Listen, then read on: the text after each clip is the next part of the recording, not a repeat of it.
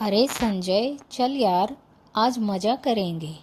बार से बाहर निकलते समय उमेश संजय से बोला। दिनेश भी उनके साथ था। संजय ने कहा, मैंने पहले ही बहुत ज़्यादा शराब पी ली है और अब मैं इस हालत में नहीं हूँ कि कहीं जा सकूँ।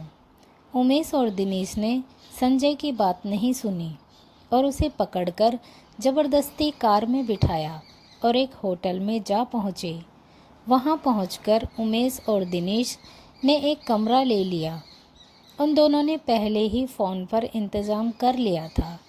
तो होटल का एक मुलाजिम उनके कमरे में एक लड़की को लाया। उमेश ने उस मुलाजिम को पैसे दिए। वह लड़की को वहीं छोड़कर चला गया। वह एक साधारण लड़की थी। लगता था कि वह पहली बार इस तरह का काम कर रही थी, क्योंकि उसके चेहरे पर घबराहट के भाव थे। उसके कपड़े भी साधारण थे और कई जगह से फटे हुए थे। संजय उस लड़की के चेहरे को एकटक देख रहा था। उसे उसमें मासूमियत और घबराहट के मिले जुले भाव नज़र आ रहे थे, जबकि उमेश और दिनेश उसको केवल हवस की नज़र से देखे जा रहे थे। तभी उमेश लड़खड़ाता हुआ उठा और उसने दिनेश व संजय को बाहर जाने के लिए कहा। वे दोनों बाहर आ गए। अब कमरे में केवल वह लड़की और उमेश थे। उमेश ने अंदर से कमरा बंद कर लिया। संजय को यह सब बिल्कुल भी अच्छा नहीं लग रहा था, लेकिन उमेश और दिनेश ने इतनी ज़्यादा शराब पी ली थी कि उन्हें होश ही न था कि वे क्या कर रहे हैं। काफ़ी देर हो गई तो संजय ने दिनेश को कमरे में जाकर देखने को कहा। दिनेश शराब के नशे में चूर था। लड़खड़ाता हुआ कमरे के दरवाजे पर पहुंचकर उसे खटखटाने लगा। काफ़ी देर बाद लड़की ने दरवाज़ा खोला। उस लड़की ने दिनेश से कहा कि उसका दोस्त सो गया है, उसे उठा लो। नशे की हालत में चूर दिनेश उस लड़की की बात सुनने के बजाय पकड़कर उसे अंदर ले गया और दरवाज़ा बंद कर लिया। संजय दूर बरामदे में बैठा यह सब देख रहा था। दिनेश को भी कमरे में गए काफ़ी देर हो गई तो संजय ने दरवाज़ा खटखटाया। इस बार भी उसी लड़की ने दरवाज़ा खोला। वह अब परेशान दिख रही थी। उसने संजय की तरफ देखा और कहा, बाबू, ये लोग कुछ भी नहीं कर रहे और मेरा पैसा भी नहीं दे रहे हैं। मुझे पैसे की ज़रूरत है और जल्दी घर भी जाना है। कहते हुए उस लड़की का गला बैठ सा गया। संजय ने लड़की को अंदर चलने को कहा और थोड़ी देर में उसे उसी होटल के दूसरे कमरे में ले गया। उसने जाते हुए देखा कि उमेश और दिनेश शराब में चूर बिस्तर पर पड़े थे। संजय ने दूसरे कमरे में उस लड़की को बैठने को कहा।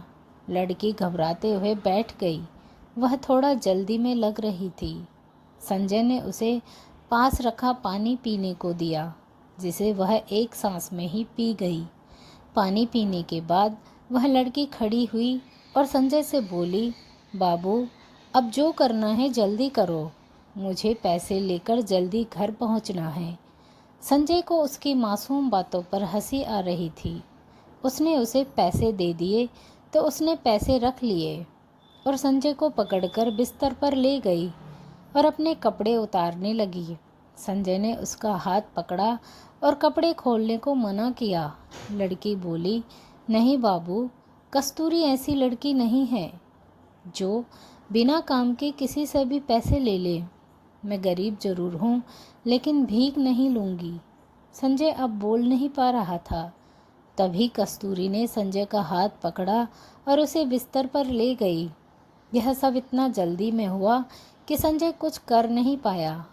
कस्तूरी ने जल्दी से अपने कपड़े उतारे और संजय के भी कपड़े उतारने लगी। अब कस्तूरी संजय के इतने नज़दीक थी कि उसके मासूम चेहरे को वह बड़े प्यार से देख रहा था। वह कस्तूरी की किसी बात का विरोध नहीं कर पा रहा था। उसके मासूम हाव भाव व चेहरे से संजय की नज़र हटती, तब तक कस्तूरी वह सब कर चुकी थी जो पति पत्नी करते हैं। कस्तूरी ने जल्दी से कपड़े पहने और होटल के कमरे से बाहर निकल गई। संजय अभी भी कस्तूरी के ख्यालों में खोया हुआ था। समय बीतता गया, लेकिन संजय के दिमाग से कस्तूरी निकल नहीं पा रही थी। एक दिन संजय बाजार में सामान खरीद रहा था। उसने देखा कि कस्तूरी भी उसी के पास की एक दुकान से सामान खरीद रही थी। संजय उसको देखकर खुश हुआ। उसने कस्तूरी को आवाज़ दी तो कस्तूरी ने मुड़कर देखा और फिर दुकानदार से सामान लेने में जुट गई।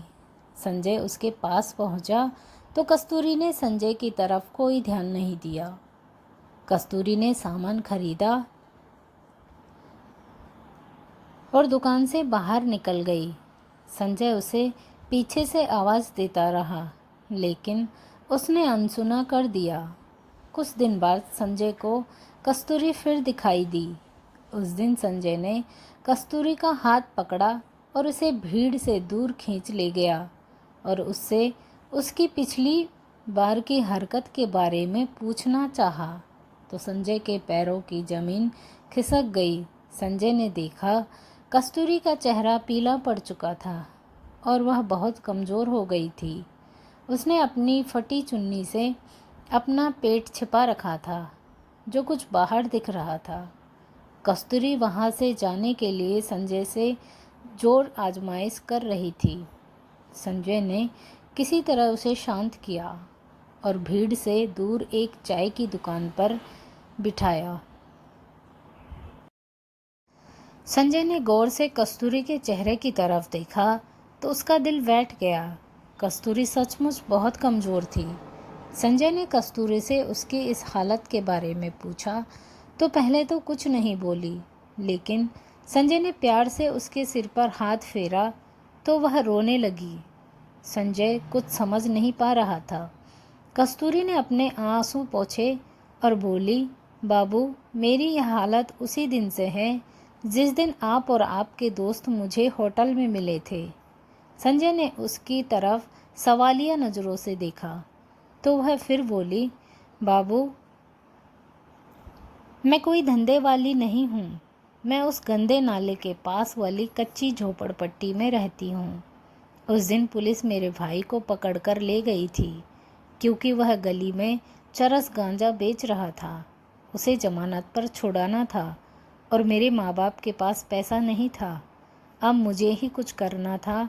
मैंने अपने पड़ोस में सबसे पैसा मांगा, लेकिन किसी ने नहीं दिया।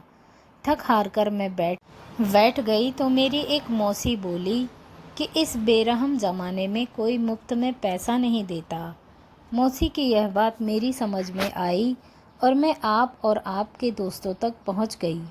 कस्तूरी चुप हुई तो संजय ने अपने चेहरे के दर्द को छिपाते हुए पूछा, तुम्हारी यह हालत कैसे हुई?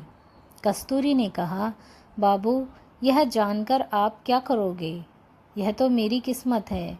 संजय ने फिर जोर दिया तो कस्तूरी बोली, बाबू, उस दिन आपके दिए गए पैसे से मैं अपने भाई को हवालात से छुड़ा लाई तो भाई ने पूछा कि पैसे कहाँ से आए। मैंने झूठ बोल दिया कि किसी से उधार लिए हैं।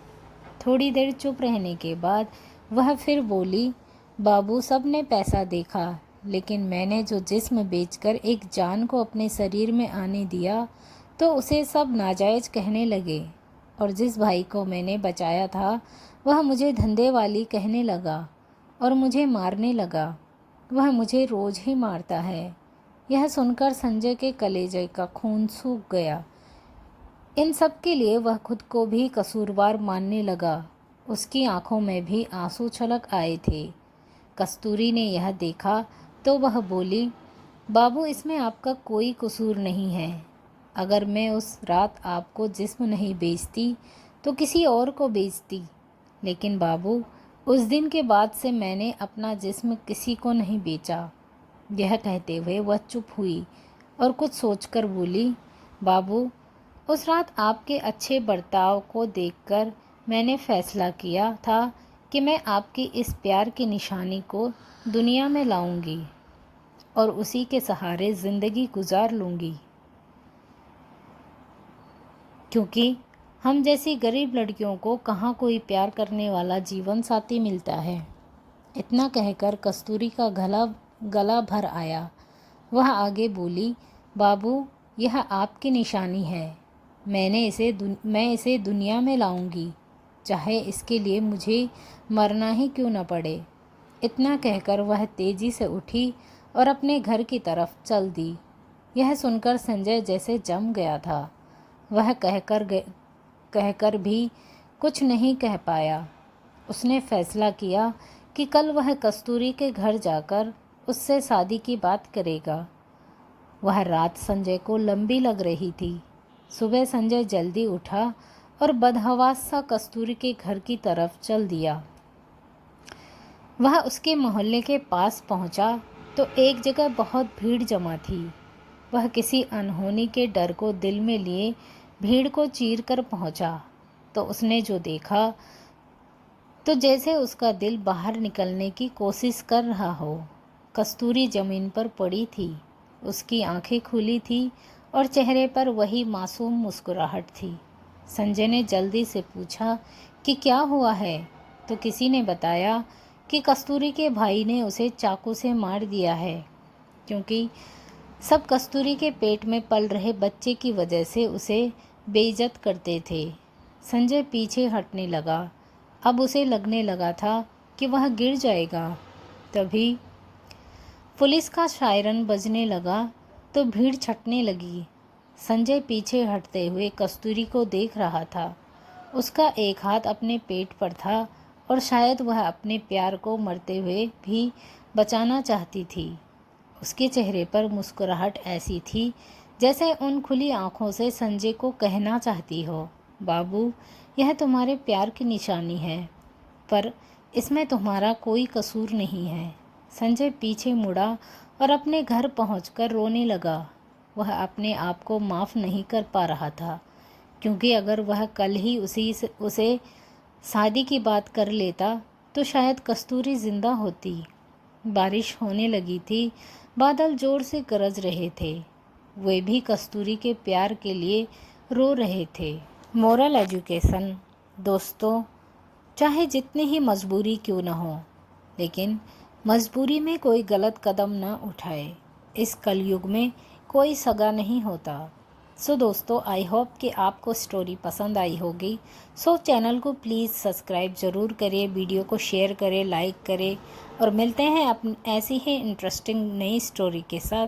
तब तक के लिए bye bye, take care, thanks for watching.